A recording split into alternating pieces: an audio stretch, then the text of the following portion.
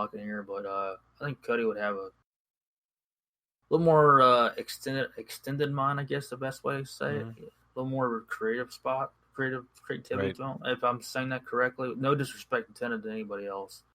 I just think because he has that mind of his dad. I think it's why, and he has that characteristic to him. I'm sure he's teaching Tony Khan a few things. Obviously, because Tony Khan never been in the wrestling business before, so he's probably sharing his knowledge to him too, which is helpful. Mm-hmm. Yeah, I agree. And with AEW, they brought in the couple people from Impact, and we had a Bullet Club reunion of sorts on AEW. All right. So, how do you feel about that overall? The Bullet Club reunion. Yes, as a Bullet Club, as a wrestling fan, just being a fan of the babyface, being a fan, but also just being as just a podcaster as well. I guess that's the way to say it. What do you, wrestling fan, babyface fan? But how do you feel about all, like overall booking and everything? I think with that, you're creating a sense of, there's an invasion happening, kind of thing, with not necessarily calling it an invasion. You kind of have two, you kind of have a couple inside guys with Omega and the Young Bucks, but you kind of have this feeling of, oh, well, if they can go wherever they want, we're creating a real war here. What I would like to see happen is New Japan get thrown into the mix, where you have the Guerrillas of Destiny and Jay White and other people. Now, like, you can't be Bullet Club, we're Bullet Club, and then have a big clash at like a Double or Nothing or All Out or All In or any one of those.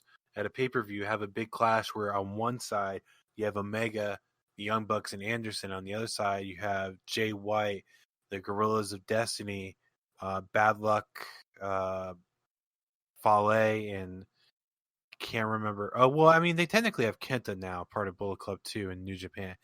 Just have this 5-on-5, almost like a Survivor Series match against each other. Because I think if you're able to do that and you're able to get Impact to work together, New Japan to work together, and AEW to work together, you now created this monster of basically of a Megazord from like Power Rangers that now WWE is like, well, we can't do that. Of course, I think there's gonna be some ego there. Well, we can do this on our own, and they're not. No, and my thing is, I get your point.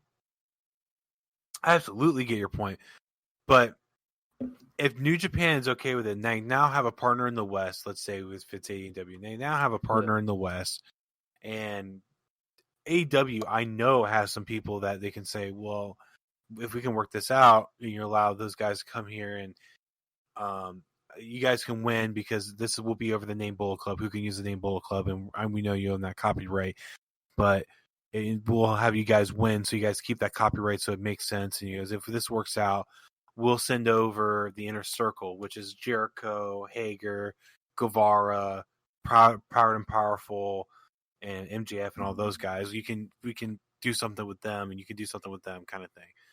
If they can negotiate that and work it out, it'd be great. It would create a sense of, oh, I definitely got to watch these shows because I don't know what's going to happen next, and we don't know who's going to show up, and you will get WWE nervous. very, very. Oh yeah, I think as long as they keep it as a storyline. So if you're just going to have, like, say, MJF go to New Japan and this wrestle is a regular old match and call it a day, I mean, personally, I don't see the whole value in that necessarily. I know people are like going to disagree. Well, he still gets a good match. It's entertainment. I get that, but I want the point. Why is he there? I want to keep on going. Like, who's going to show up this week to do what? Not just to sit there. Not just to be, that's going to be MJF versus whoever, and that's it. I want to be something of a story behind it. And that's what you're doing in wrestling, anyways. But I think in that kind of perspective, I'm fine with that. I don't have a problem with all three companies necessarily doing something, as long as there's obviously a story that makes sense to it. Now, from my perspective, what I saw at the ending of Dynamite there with Bullet Club, part of it I was a fan of.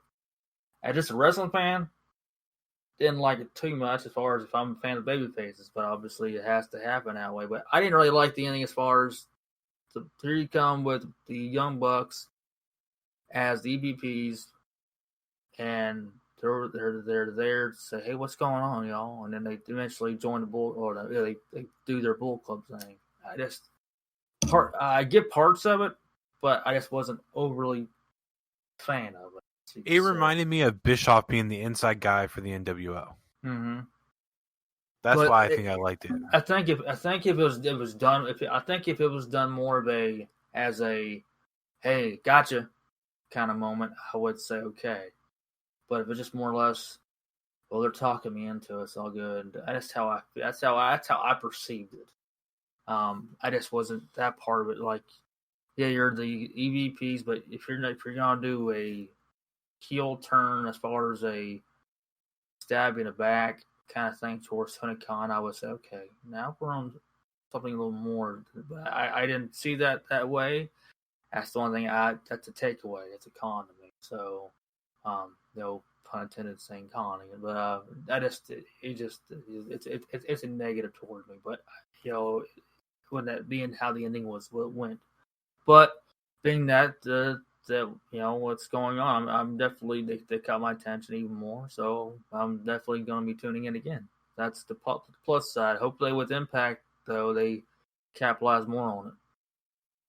I think they will. Yeah. But, it's Impact needs more viewers, man. I hope they also. I'd like to see one thing. That Impact is having problems with my own view. I'd like to see them bring in the audience. I don't mean just fans. They can bring in a few fans, but they can bring some of their up and coming talent over there. They have nobody there. It's like it's the same problem with any other company. Or I was saying the company. I would say WWE had that problem for why they finally brought in other talent. That was development. Should have happened before all that happened. Should have happened when they first had going on. The pandemic first started happening, but I think it's where Impact needs to start doing it, bringing in people on the sides, bring a few fans in, do their distancing. I guess the rules are, and have someone there, boo or cheer, do something. I think that's what kind of takes away some of the fun out of it for me. I agree. Well, you want to call it a wrap? Yeah, we're fine with that. I think we discussed everything that there is a few big things, and if not, we have a couple things we can add to a different episode. Yeah, absolutely. Appreciate y'all listening to us. All right. Well, again, you can find our podcast on Spreaker, Spotify, Google Podcasts, Apple Podcasts, and YouTube. You can follow us on Twitter, and you can go ahead and take over for the rest of the socials. Instagram at Wrestling Still Cool. Facebook, Wrestling Still Cool. TikTok is Wrestling Still Cool 90, and an email. You have WrestlingStillCool@gmail.com. Let us know what you think about the podcast, what guests you would like to see, and just say hey, or you can just contact us on DMs on social media. Appreciate y'all listening. Yeah, absolutely. And that'll be it for us tonight.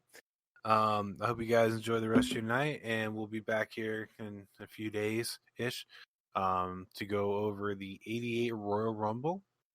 And that'll be it from you guys. Have a good night. And as the Bullet Club shows up in AEW, Finn Balor to AEW confirmed.